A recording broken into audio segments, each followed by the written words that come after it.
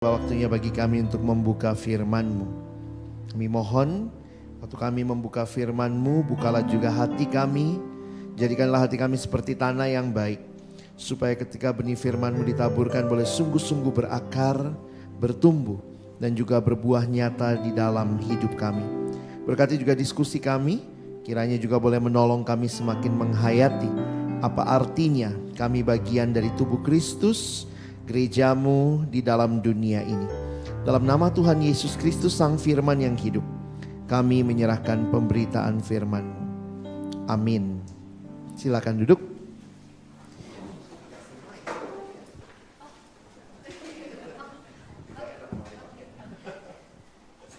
Shalom. Selamat malam teman-teman sekalian. Iya, tema malam hari ini bagi saya satu tema yang menantang. Banyak orang melihat sekarang gereja juga begitu banyak di sekitar kita. Tapi satu sisi sih saya bersyukur ya. Beberapa wajah-wajah yang ada di depan saya ini yang sudah saya lihat dari kalian masih remaja sih ya. Saya makin sadar betapa tuanya saya. Ya kalau ingat GKBJ Samanhudi dari masih gedung lama, masih ibadah remaja, saya awalnya diundang di situ. Zaman siapa ya? Zaman Firdaus masih SMA kali ya. Saya kenal dia justru dari ini juga waktu itu ya. Baik, jadi tema ini menjadi menarik untuk kita bahas sama-sama. Dan kita sekaligus juga boleh mengevaluasi ya kehidupan kita, apa yang terjadi di sekitar kita, dan tentunya nanti kita akan bisa diskusi. Kalau ada yang mau bertanya nanti ada waktu untuk tanya jawab ya. Waktu bicara finding church, saya waktu nemuin gambar ini menarik ya. Gereja tuh yang mana sih? Di HP, ini gereja nih ya. Waktu nonton YouTube itu waktu itu gereja kayak ya sebuah pertunjukan yang ada di HP, di laptop. Maka saya mulai dengan apa itu gereja. Kalau kita belajar di dalam konsep perjanjian baru, khususnya ini ayat yang sering kali dibaca. 1 Petrus pasal yang kedua, mari kita baca ayat 9 dan ayat yang ke-10. Pria akan baca ayat 9, perempuan baca ayat 10 ya. Kita bergantian, pria akan mulai lebih dulu. Karena kami dicipta lebih dulu gitu ya. Oke, pria mulai. 1, 2, iya. Tetapi kamulah bangsa yang terpilih, imamat yang rajani, bangsa yang kudus, umat kepunyaan Allah sendiri, supaya kamu memberitakan perbuatan-perbuatan yang besar dari Dia yang telah memanggil kamu keluar dari kegelapan kepada terangnya yang ajaib.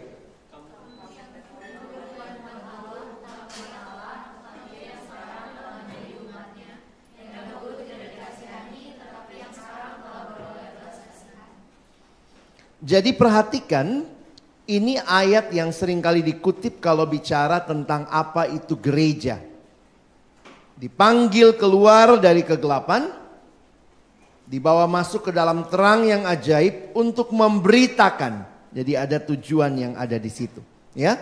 Dalam bahasa Inggrisnya, but you are a chosen generation, a chosen race, a royal priesthood, a holy nation. Sebenarnya kalau kita pelajari satu persatu itu kita bisa bikin seminar khusus ya. Apa artinya misalnya bangsa yang terpilih, imamat yang rajani, bangsa yang kudus. Sedikit menarik mengenai imamat yang rajani. Di dalam perjanjian lama, umat Israel itu kalau ibadah harus mempersembahkan kurban lewat imam. Tetapi di dalam perjanjian baru, gereja dianggap atau diberikan gambaran seperti imamat yang rajani. Jadi kita itu seperti imam. Tapi juga menarik, imamat yang rajani, makanya gereja menjadi wakil untuk membawa pertama. Membawa perbuatan Allah kepada dunia, tetapi pada saat yang sama membawa pergumulan dunia kepada Allah. Sama seperti fungsi imam. Waktu itu dia menjadi orang yang menyampaikan kepada umat kehendak Allah juga selain nabi. Lalu membawa kurban dari umat kepada Allah. Makanya gereja sebagai imamat yang rajani, misalnya kita di gereja ada doa syafaat. Doa yang mewakili dunia, kita berseru kepada Allah. Itu yang disebut sebagai doa syafaat biasanya, ya. Nah, jadi itu kalau di PA-kan satu-satu, digali satu-satu, ini indah sekali apa yang menjadi identitas gereja di dalam dunia ini. Nah, apa yang menjadi pergumulan kalau bicara gereja? Biasanya orang melihat gedungnya, ya. Tetapi berdasarkan pengalaman dan pembicaraan sehari-hari, kita mendapati ada dua gambaran tentang gereja. Tentu bangunannya kita sebut gereja, ya. Kalian ada di gereja GKBJ Samanhudi di tempat ini. Tetapi juga bicara tentang orangnya. Kumpulan orangnya, kumpulan orang beriman. Nah, bahasa Indonesia sendiri menggunakan istilah gereja diambil dari bahasa Portugis. Kita pernah dijajah Portugis sebentar, makanya juga kekristenan masuk ke Indonesia diyakini pertama melalui orang Portugis.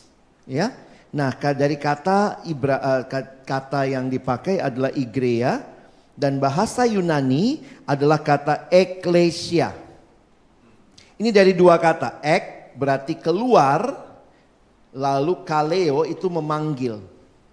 Jadi eklesia, kaleo dipanggil keluar. Jadi gereja adalah bicara orang-orangnya yang dipanggil keluar. Ya, maka saya tulis begini ya. Persekutuan orang percaya yang hidupnya sudah ditebus oleh Yesus, ditebus dari kuasa dosa, dibebaskan dari kuasa kegelapan dan hidup dalam terang Tuhan, maka kehidupan mereka harus sepadan dengan panggilan itu. Sehingga mereka dapat memenuhi panggilannya dengan membawa damai sejahtera dalam hidup bersama.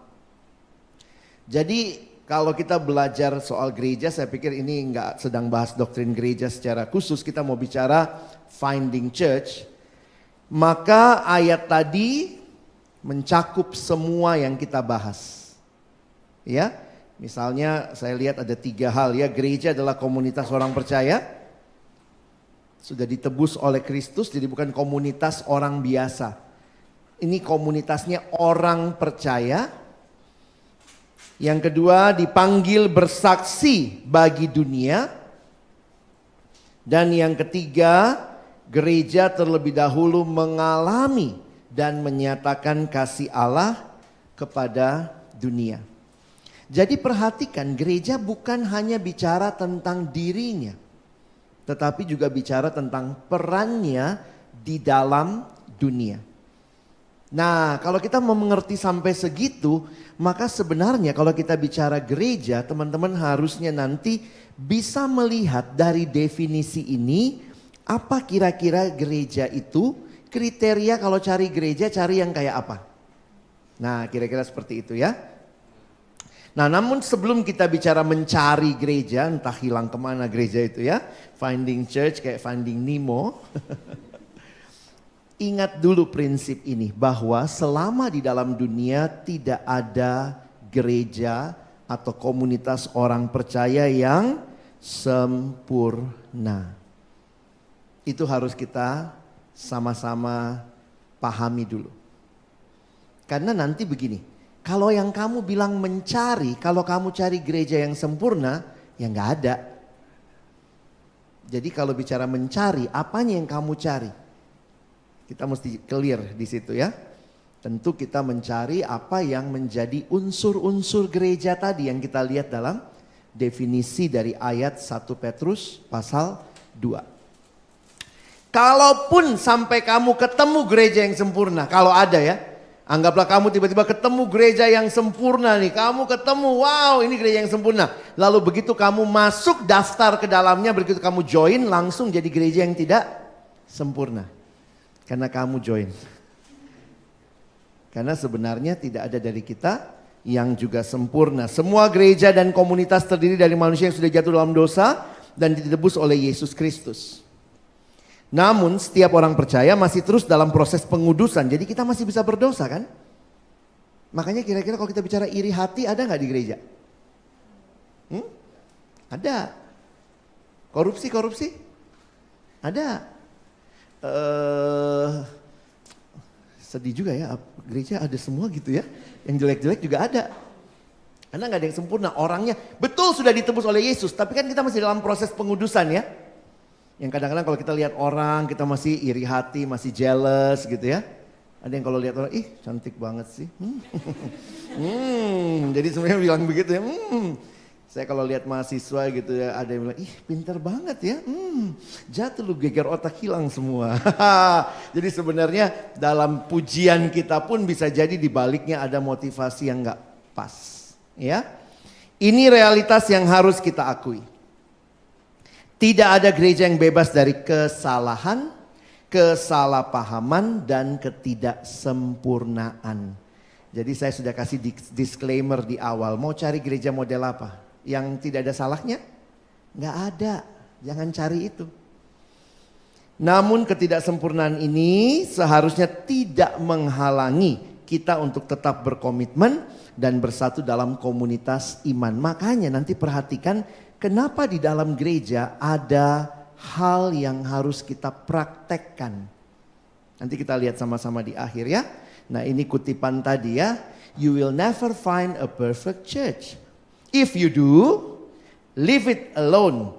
If you join it, it will no longer be perfect. Jadi biarin aja, kalau ada gereja yang sempurna banget jangan join ke situ ya.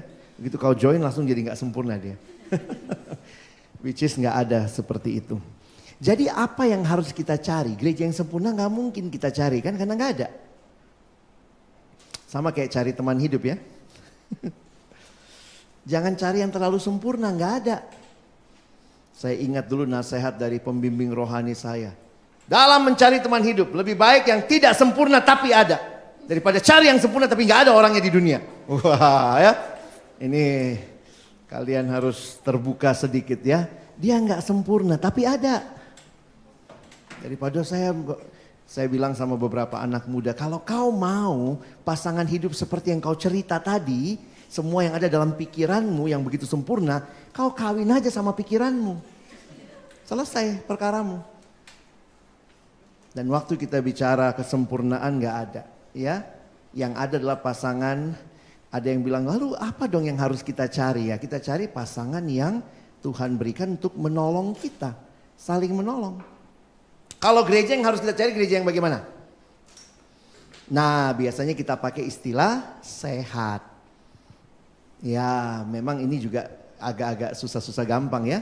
Yang satu bilang gereja lu yang gak sehat. Gereja lu yang gak sehat. Gereja gue lebih sehat. Begitu ya. Yang satu bilang apa lu gereja lu? Gereja lu gak ada Roh Kudusnya. Terus yang satu bilang daripada gereja lu kebanyakan Roh Kudusnya. Jadi berantem gitu ya. Gereja gue tenang banget. Jarum jatuh kedengeran.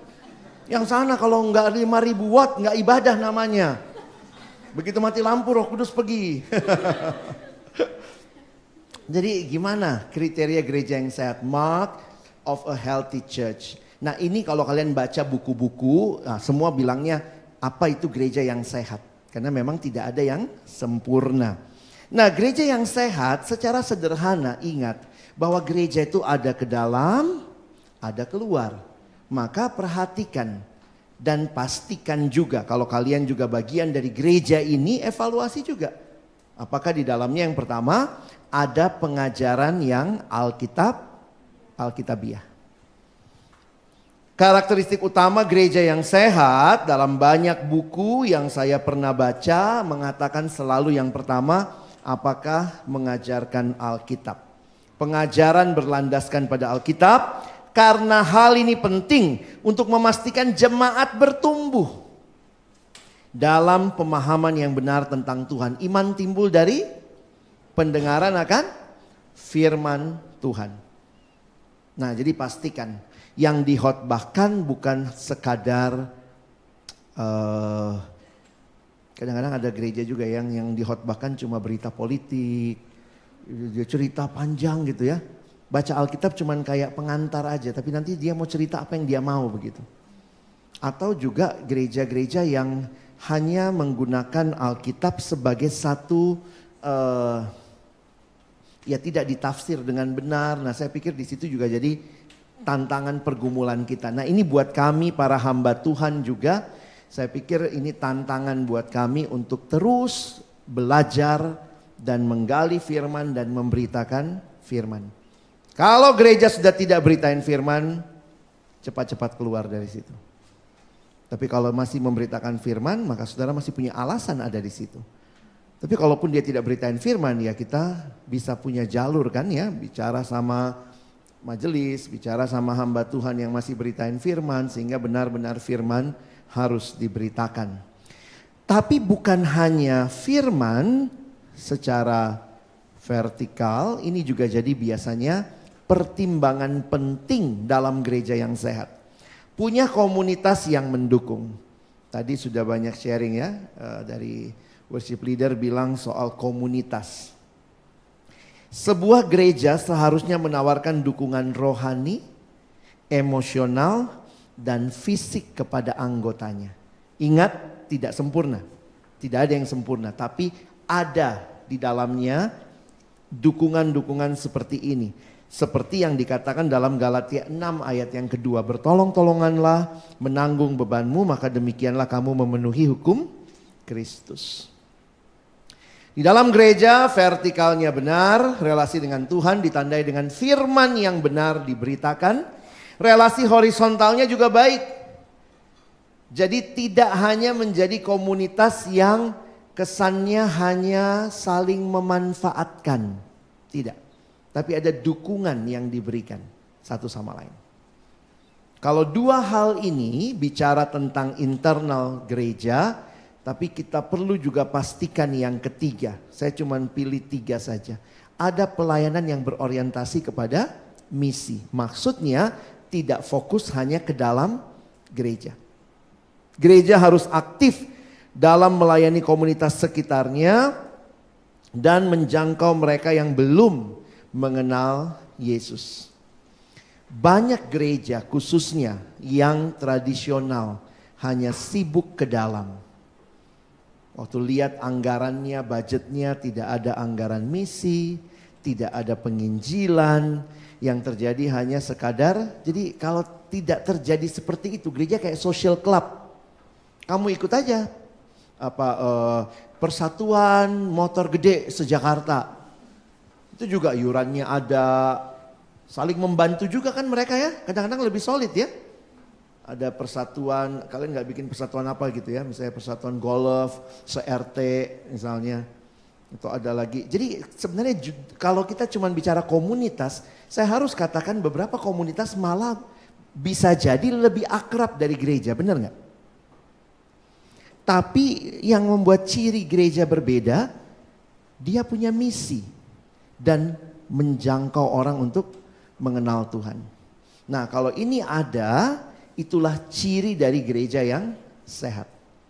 Nah pertanyaannya, bagaimana kalau tidak salah satu ciri itu tidak ada? Atau ciri itu ada tapi sedikit-sedikit semuanya? Nah itu pergumulan mula ya.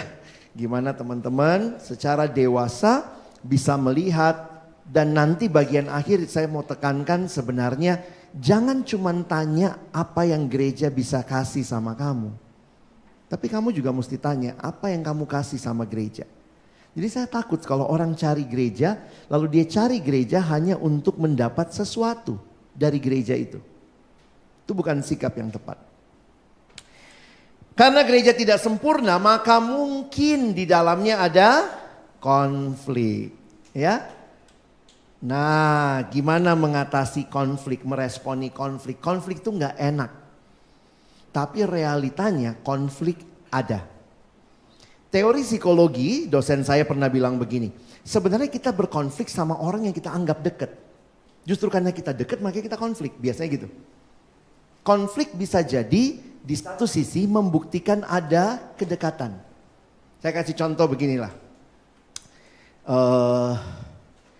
Presiden Amerika sekarang siapa? Joe Biden ya.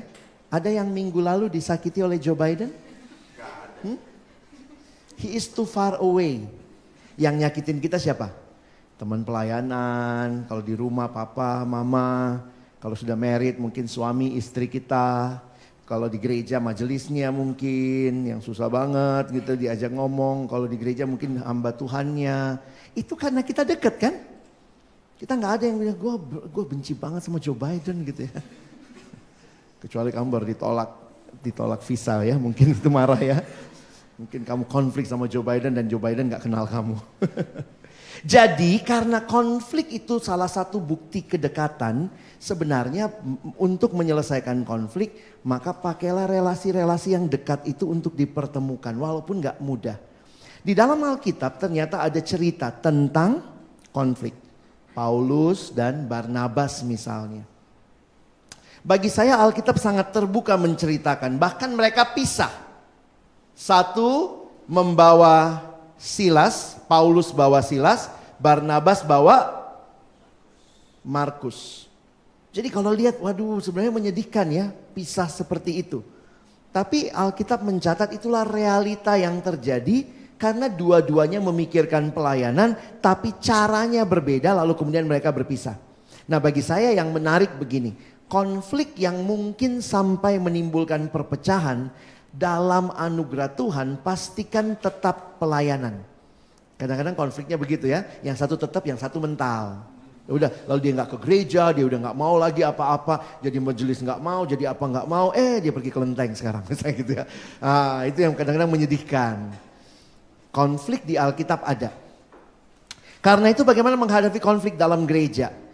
Kalau gereja ini juga adalah keluarga Allah, maka ya mari kita mulailah ya dengan doa. Jadi ingat, setiap ada pergumulan, konflik atau apa, sebelum merespon dengan emosi atau tindakan, habiskan waktu dalam doa minta petunjuk dari Tuhan. Dalam doa. Yang kedua, nah ini sangat umum sebenarnya ya, tapi ini sangat sulit, komunikasi.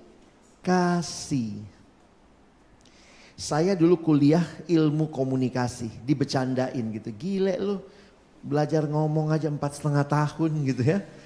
Ternyata setelah belajar pun tetap masih susah. Apalagi waktu menghadapi konflik. Penting untuk berbicara dengan orang-orang yang terlibat dalam konflik dengan cara yang penuh kasih dan menghargai. Di dalam Alkitab, Matius 5, Matius 18, 15, 17... kita harus menghadapi saudara kita secara pribadi jika ada masalah. Panggil, tegur di bawah 4 mata. Tidak mau bertobat, bawa saksi. Baru kalau tidak juga dihadapkan di sidang jemaat. Jadi ada tahapannya. Tapi poinnya apa? Supaya clear nih. Apa nih masalahnya? Jadi butuh komunikasi. Kadang-kadang kalau kita bisa dan mampu langsung berkomunikasi baik. Kalau tidak pakai jembatan orang yang bisa menolong. Supaya mungkin dia bisa menangkap sisi yang kita nggak tangkap karena kita udah emosi banget sama orang itu.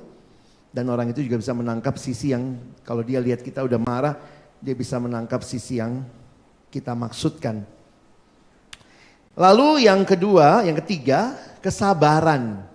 Buah roh itu kesabaran ya. Dan kita harus praktekkan kesabaran. Bahwa tidak mudah, perubahan positif pun butuh waktu. Dan kadang-kadang situasinya gak berubah loh. Tapi sebenarnya Tuhan sedang mengubah kita. Saya beberapa kali ketemu anak yang bergumul dan ini sudah masuk pelayanan. Waktu dia bilang, gue kesel nih masuk pelayanan gitu. Gue pikir masuk pelayanan suasananya surgawi, kok ternyata nerakawi. Kenapa lo? Ternyata dia ketemu di pelayanan satu temen, ini temen sama-sama pelayanan tapi dia bilang gue ciong sama dia kok. Tiap kali rapat gue ngomong apa dia pasti gak setuju. Gue ngomong apa dia pasti gak setuju, kita ciong banget kok. Terus saya cuman bilang gini sama dia, iya. Jadi pilihan lu apa? Gue mau keluar aja kok. Ya kamu keluar gak nyelesain masalah, tetap ada dia di situ kan? Iya tapi kalau gue tahan gue gak bisa juga kok. Saya bilang, ini sorry bentar ya. Lu pernah doa gak minta kesabaran? Pernah kok, ini jawabannya. Dikasih orang yang bikin lu gak sabaran gitu ya. Jadi kadang-kadang Tuhan juga pakai loh orang lain untuk bentuk kita. Kamu pernah doa minta kasih? Nah ini, Waktu ketemu orang yang sulit dikasihi, nah di situ kasihmu teruji. Kalau semua orang yes man sama kamu, kamunya nggak bertumbuh nanti. Ah Koko bisa aja katanya gitu ya. Tapi itulah realitanya, seringkali situasinya belum tentu berubah. Si cerewet tetap cerewet. Ada orang begitu ya, saya ketemu juga ya, ada hamba Tuhan yang begitu juga, ada pengurus yang gitu yang kalau ngomong tuh nggak apa ya, kayak nyakitin aja. Pokoknya kalau asal dia ngomong nyakitin. Tapi akhirnya ya kita belajar menerima kalau dia nggak berubah, kita udah nasehatin nggak berubah, dikasih masukan nggak berubah, ya kita yang sekarang mesti berubah dong. Supaya nggak jadi toksik begitu ya, walaupun itu nggak gampang. Mesti lihat kasus per kasus ya. Yang berikutnya yang keempat, dengan kerendahan hati. Nah ini yang kadang-kadang nggak mudah. Apalagi kalau kita merasa kita yang benar. Ya. Kita penting untuk mendeteksi situasi dengan kerendahan hati. Mengakui bahwa kita sendiri juga tidak sempurna dan membutuhkan anugerah Tuhan. Setiap kali bicara salah, kita selalu nuding orang lain.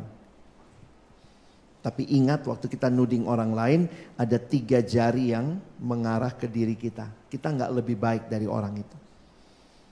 Anak remaja saya layani, toto datang, gue malas banget kok di rumah, gue gila di rumah, gue bisa gila gitu. Kenapa? Nyokap gue cerewet banget kok gini. Dalam hati, oh pantas nurun ke kamu. Persis kayak nyokap lo. Dalam hati saya gitu ya.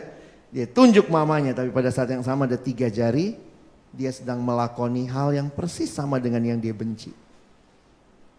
Saya beberapa kali mengalami konflik ya, karena tetap ya namanya kita di pelayanan, apalagi beberapa kesempatan memimpin. Dan ketika konflik itu terjadi, beberapa hal yang saya sadari, akhirnya bukan masalahnya di orang itu selamanya. Adanya justru di saya. Kenapa ya kalau dia ngomong gue gak suka banget. Kalau yang ngomong orang lain walaupun sama, gue terima-terima aja. Kenapa waktu dia yang ngomong, gue bisa gak tidur tuh semalaman mikirin gitu ya. Akhirnya gue sadar masalahnya bukan di dia dong, di gue. Ternyata saya punya trauma misalnya dengan orang jenis kepribadian tertentu. Dan itu masalah trauma saya. Sehingga waktu dia kasih kritikan, saya rasa saya yang diserang. Padahal sebenarnya dia kasih masukan tentang pelayanan misalnya. Jadi akhirnya saya sadar, wah saya ini yang masalah. Itu paling gak enak ya, kita gak bisa tidur, dia tidur nyenyak. Kita kepikir, padahal dia waktu ngomong juga gak mikir dia. Ini mau ngomong-ngomong aja. Tapi kita ngerasa gila, kepemimpinan gue dikritik sama dia dan segala macam. Nah itu bisa perlu kerendahan hati ya. Dan, nah ini yang paling penting. Belajar punya kesediaan mengampuni. Teman-teman, sebagaimana Kristus telah mengampuni kita, kita juga harus bersedia mengampuni saudara kita. Saya kasih sedikit tentang pengampunan ya, memang ini gak mudah. Ini sulit, bahasa Inggrisnya sulit, saking susahnya. Kenapa? Karena kita manusia yang berdosa, yang sangat egois. Rasanya orang lain selalu yang salah. Sama lah kayak anak kecil ya. Kalau punya anak nanti bisa lihat gitu, siapa yang ngajarin dari kecil gitu. Kalau sudah gini, siapa tuh? Koko, cici, nggak pernah dia yang salah. Selalu nunjuk orang lain yang salah. Itulah manusia dalam dosa sangat egois, yang salah semua orang lain. Nah realitanya ketika ada yang menyakiti kita dan kita mungkin sulit menerima, tapi akhirnya kita harus belajar mengampuni. Ternyata mengampuni itu bagian kita. Ingat, pengampunan itu one side, not double side, bukan dua. Kalau saya mengampuni, yang sini sadar dia salah, dia minta maaf, dua pihak namanya rekonsiliasi. Tapi kalau pengampunan, meskipun dia nggak sadar dia salah, saya udah tersakiti, saya belajar mengampuni.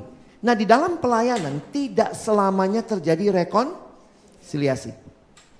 Kalau gara-gara konflik dan tidak ada rekonsiliasi lalu kita keluar dari sebuah gereja, sebenarnya saya pikir kita harus belajar mengampuni. Alkitab mengatakan ampunilah sebagai perintah. Tetapi rekonsiliasi di Alkitab tidak ada perintahnya. Saya tuh baru sadar juga waktu pelajari ya. Jadi rekonsiliasi di Alkitab itu suggestion. Pengampunan di Alkitab itu perintah. Ampunilah. Kalau tidak ngampunin berarti dosa. Iya dong, kan perintah. Tapi kalau rekonsiliasi di Alkitab cuma suggestion. Sedapat mungkin jika hal itu bergantung kepadamu, hiduplah dalam perdamaian dengan semua orang. Tapi kalau orangnya nggak sadar dia salah, dia tetap neken kamu, kamunya sangat terjepit, kamu sangat sakit hati. Bagianmu apa? Mengampuni. Syukur-syukur dua pihak saling sadar, terjadi rekonsiliasi. Nah, di pelayanan, di gereja, saya pikir lebih banyak kita mungkin harus mulai mengampuni dulu. Jangan terlalu muluk nuntut rekonsiliasi. Saya baru dengar, waktu menggumulkan ini saya jadi ingat sebuah cerita yang ada begini ya. Ada ibu, dia melahirkan anak. Waktu itu suaminya tinggalkan dia, lalu sebelum anak ini lahir suaminya udah tinggalin dia, lalu akhirnya anaknya keluar cacat. Karena dia selama hamil itu dia berusaha gugurin karena suaminya tinggalin dia kan. Waktu dia minum berbagai macam obat, akhirnya anaknya keluar jarinya nggak lengkap, jari tangan dan jari kaki. Jadi anak ini bertumbuh sebagai seorang anak remaja yang agak timpang dan dia sangat minder. Mamanya nggak pernah cerita. Sampai satu waktu tantenya marah ke anak ini. Biasa udah begitu dia minder, tantenya juga suka menekan dia. Waktu dia main ke rumah tantenya, lalu entah dia bikin salah apa, terus tantenya bilang, dasar lu ya memang ya, makanya mama lu tuh gak mau ada lu gitu ya. Tantenya buka rahasia, dulu makanya mama lu minum obat tuh, makanya lu keluar begitu. Waduh, ini tante-tante cerewet ya, hati-hati ya. Gak bisa simpen rahasia. Akhirnya anak ini tahu dia begini tanda kutip karena mamanya. Dia benci sekali sama mamanya. Mamanya sudah ke gereja waktu itu. Jadi mamanya terus minta maaf sama anaknya. Nak, maafin mama, dia gak mau maafin. Dia jadi remaja yang rebel. Jadi udah tertekan, dibully teman-teman. Dia tahu mamanya dan dia tidak mau maafin mamanya. Sampai akhirnya mamanya meninggal dunia. Oke?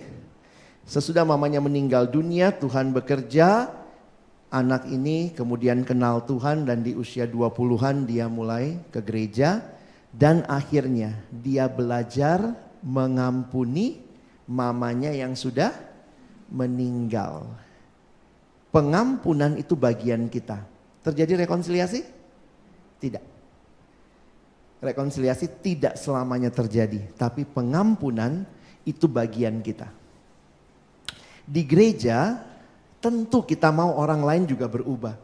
Tapi kalaupun dia tidak berubah, bagian kita adalah mengampuni. Jika mungkin dia pernah menyakiti kita, mungkin sikapnya ataupun apa, atau dia meninggal dunia, ya kamu mesti mengampuni ya. Itu urusannya dia sama Tuhan, tapi dia tidak, karena nggak selamanya terjadi seperti itu. Ya, tidak selamanya bisa terjadi rekonsiliasi.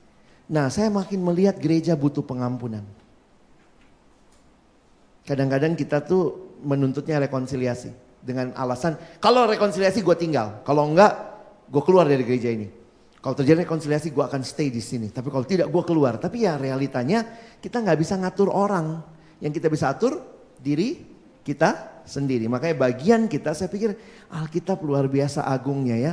Allah minta kamu bagiannya mengampuni.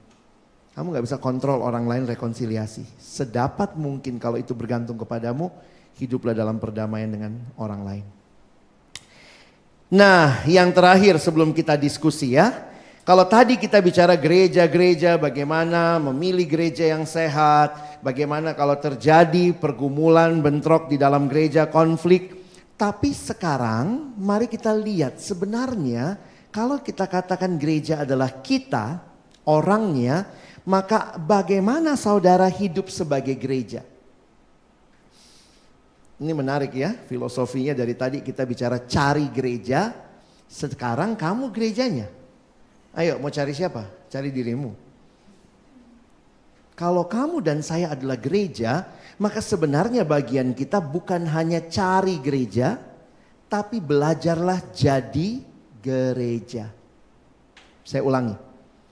Kalau kamu dan saya adalah gereja, Maka sebenarnya bagian utama bukan hanya mencari gereja, tapi menjadi gereja. Itu bagian yang saya pikir perlu justru diajarkan kepada jemaat sekarang sebelum bicara dia mau pindah gereja. Dia mau cari gereja. Kenapa? Karena banyak orang tidak sadar dirinya sebagai gereja. Selalu maunya cari gereja yang cocok dengan dirinya. Tapi lupa dirinya adalah gereja yang harusnya ada di mana Tuhan tempatkan. Maka saya mengutip kalimat dari Eugene Peterson ya. Kita adalah sebuah komunitas. Kita tidak pernah hidup sendiri dan bagi diri sendiri. Kita dilahirkan dalam komunitas, kita tinggal di dalam komunitas, kita meninggal di dalam komunitas. Natur manusia bukanlah hidup menyendiri. Jadi waktu ini salah seorang teolog almarhum Eugene Peterson, waktu dia bicara komunitas, gereja, dia bicara bagaimana kita itu desainnya Allah untuk hidup dalam komunitas. Jadi contohnya begini kan, kitab Kejadian di awal ditulis ya Allah menciptakan lalu dikatakan baik, baik, baik, sungguh amat baik. Itu puncak penciptaan dikatakan semuanya sungguh amat baik. Lalu pertama kali di Alkitab kita muncul kata tidak baik. Kejadian 2 ayat 18. Tidak baik kalau manusia itu seorang diri saja. Menarik ya. Semua baik lalu Tuhan bilang tidak baik kalau manusia itu seorang diri. Berarti siapa yang punya desain manusia hidup dalam komunitas? Allah sendiri. Yang namanya manusia makhluk sosial bukan semata-mata teori sosiologi. Itu desainnya Allah. Karena Allah mendesain seperti itu, muncul pertanyaan, apa bagian kita di dalam komunitas Allah? Kalau Tuhan mendesain, kira-kira apa bagian yang Tuhan mau ya? Nah, makanya saya mengambil beberapa ayat yang waktu saya renungkan, ini ayat yang sering dihotbahkan kalau bicara gereja ya. Ibrani 10 24, 25. Yuk kita baca dulu ya ayat 24. 1, 2, ya. Dan marilah kita saling, supaya kita saling mendorong dalam kasih. 25. Janganlah kita menjauhkan diri dari pertemuan-pertemuan ibadah kita seperti dibiasakan oleh beberapa orang. Tapi marilah kita saling menasehati dan semakin giat melakukannya menjelang hari itu. Dari dulu ada yang suka malas datang ya. Makanya sudah ada ayatnya ya. Marilah seperti dibiasakan oleh beberapa orang. Ya. Pemalas dari dulu memang sudah ada ya. Nah, apa nasihat ayat ini? Perhatikan sebentar. Sebenarnya ada dua kata penting dalam ayat ini. Yang tadi ayat 24 saya highlight kata memperhatikan. Marilah kita saling memperhatikan. Di dalam bahasa Yunaninya, ya ini saya lewatin aja ya, ini kata numen. Sebenarnya yang dipakai itu istilahnya adalah we should think. Jadi bukan hanya mau ini, misalnya ini benda ini. Saya perhatiin, aduh oh iya hitam gitu ya. Itu memperhatikan. Tapi kata yang digunakan bukan memperhatikan saja. Berpikir. Marilah kita berpikir, consider. Makanya terjemahan yang lebih tepat kalau kita lihat sebenarnya adalah mikirin. Coba kita ulang ayatnya ya, lihat ya. Marilah kita mikirin. Saling mikirin supaya kita saling mendorong dalam kasih dan dalam pekerjaan baik. Gereja itu bukan yang mikirin hanya pengurus. Bukan begitu ayatnya. Hendaklah pengurus mikirin. Enggak. Semua kita. Lalu kata kedua adalah kata ayat 24 masih ayat yang sama. Kata mendorong. Mendorong ini dipakai kata yang menarik juga dalam bahasa Yunani. Paroxysmon. Itu artinya. Nah beberapa terjemahan pakai to stir up. Kalau ada ini ya, ini stir up ya. Ada teh, kita masukin gula, terus kita stir up. Kita aduk, mempercepat reaksi. Jadi poinnya adalah kita di dalam gereja harusnya saling mikirin dan saling mengaduk. Gimana tuh ngomongnya? Saling mempercepat reaksi itu terjadilah kira-kira. Makanya menarik beberapa terjemahan, saya ambil ESV ya. Let us consider how to stir up one another to love and good works. Nah, terjemahan sederhana Indonesia pakai kata yang sama tapi cuma kata pertama ya. Karena itu marilah kita semua berpikir bagaimana kita bisa saling mendorong. Ini gereja, semua ikut mikirin. Kalau kamu adalah gereja, kamu mikirin gak gerejamu? Dalam arti gereja lokalmu. Kalau kamu gereja. Karena sebenarnya bagian kita sebagai gereja mikirin. Jangan menjauhkan diri dari pertemuan ibadah. Nah, ini sesuatu yang harusnya jadi perhatian kita. Tapi jangan lupa itu terjadi di dalam komunitas. Jadi bertumbuh di dalam komunitas itu satu bagian yang Tuhan berikan. Nah, yang menyedihkannya begini. Kita justru bawa nilai dunia ke dalam gereja. Orang ke gereja secara tidak sadar sekarang seperti lagi pergi belanja ke mall, ke supermarket. Kita apa? Bawa keranjang. Mau dapat apa nih? Dapat apa? Jadi kita ke gereja kayak ngerampok. Apalagi ambil semua, masukin ke keranjangmu. Nanti di bagian luar, oh iya, saya sudah dapat sesuatu dari gereja. Kalau begini kita terjebak dalam konsumerisme rohani. Padahal kalau baca prinsip Alkitab, Alkitab justru meminta kita berkontribusi. Bukannya sekadar ngambil. Makanya hati-hati jangan jadi spiritual consumers. Banyak orang yang di dalam gereja itu kayak mau ngerampok ya. Karena datang selalu saya mau dapat apa. Saya mau dapat apa. Saya yakin Tuhan akan berikan sesuatu. Tapi pertanyaan yang kita jarang mikirin. Apa yang mau saya kontribusikan buat tubuh Kristus di tempat saya. Jadi ketimbang cari gereja. Coba pikir juga. Apa yang bisa saya berikan. Kita lihat prinsip ibadah sebentar di 1 Korintus 14. Saya nggak tulis ayatnya ya. Mari kita buka 1 Korintus 14. Teman-teman lihat sebentar ya. 1 Korintus 14 ayat 26. Di dalam bagian ini waktu perhatikan Paulus bilang begini sama jemaat yang waktu itu sibuk sama karunia. Jadi bagaimana sekarang saudara-saudara? Bila mana kamu berkumpul hendaklah tiap-tiap orang mempersembahkan sesuatu. Prinsip ibadah itu sebenarnya kita semua datang membawa sesuatu. Yang seorang mazmur, yang lain pengajaran atau penyataan Allah atau karunia bahasa roh atau karunia untuk menafsirkan bahasa roh. Tetapi semuanya itu harus dipergunakan untuk membangun. Jadi kontribusi menjadi bagian penting di dalam setiap ibadah Kristen. Makanya kata kuncinya gereja di dalam Alkitab sebenarnya adalah kata apa? Saling. Kata saling itu kata kunci gereja. Kalau kalian baca Alkitab, apa itu gereja? Ini gereja. Di mana terjadi ketersalingan. Saling menerima, saling peduli, saling menanggung beban, saling mengampuni. Jadi bayangkan kalau satu datang cuma mau dapat sesuatu. Tidak terjadi ketersalingan. Padahal gereja itu ini gereja. One anotherness is a church. Kalau tidak ada ketersalingan, seorang datang itu individual church. Mungkin kita kumpul di gedung yang sama, tapi kayak nonton konser. Karena setiap orang pulang mau dapat sesuatu.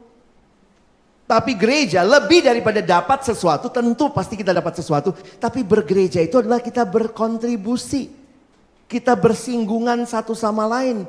Dan terjadi ketersalingan. Makanya kalau gereja hanya sibuk dengan dirinya, saya dapat apa, itu bukan gereja sebenarnya. Kurang banyak ayatnya. Nih saya tambah. Ini gereja. PA-in sendirilah. Dan menyedihkan ketika kita bicara sekarang cari gereja. Sebenarnya apa yang kita cari? Jangan-jangan kita cari gereja yang bisa memuaskan kita. yang saya minim kontribusi tapi dapat banyak. Itu bukan bergereja, itu ke supermarket, itu nonton konser. Jadi pertanyaan malam hari ini dari Finding Church, gereja mana yang paling pas buat saya? Tapi saya mau membawa saudara kepada pemikiran, sudahkah saudara jadi gereja yang pas di tempat di mana Tuhan hadirkan kamu?